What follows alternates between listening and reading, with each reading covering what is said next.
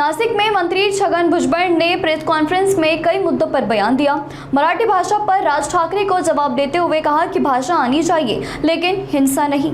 Gas कीमतों को लेकर उन्होंने डिमांड सप्लाई को वजह बताई और कहा कि सप्लाई बनी हुई है, जबकि सुप्रिया सुळे के बयान का स्वागत किया।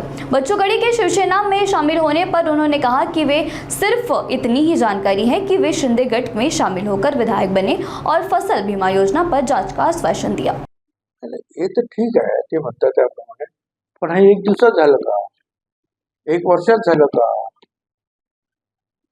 ह्याचा इतिहास फार मागे जावं लागेल ना.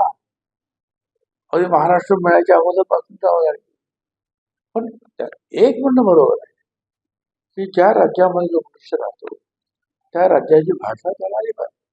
आमचे मराठी भाषिक जे आहेत ते सोने चांदे गाळणारे जे आहेत त्या सामने भागातले जे आहेत आटपाडी वगैरे ते तिकडे जातात तामिळनाडूमध्ये तामिळ भाषा बोलतात.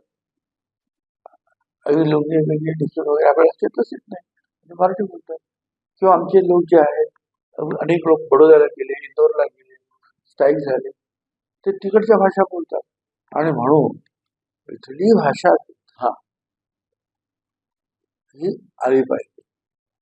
पण त्याच्याकडे हे खरं आहे पहिल्यापासूनच अतिशय कडक रीतीने जर आपण त्याच्याकडे लक्ष दिलं असतं तर अशी परिस्थिती आली नसती.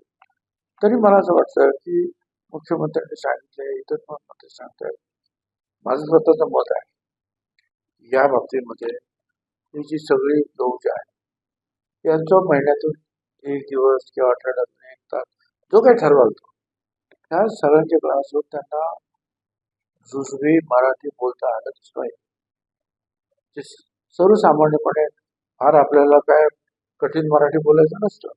कुठे जायचंय, काय जायचंय, काय नाव आहे, काय गाव आहे, किती पैसे झाले नाहीत काय, हे जे जुजवी जे मराठी आहे ते तरी त्यांना आलंच पाहिजे.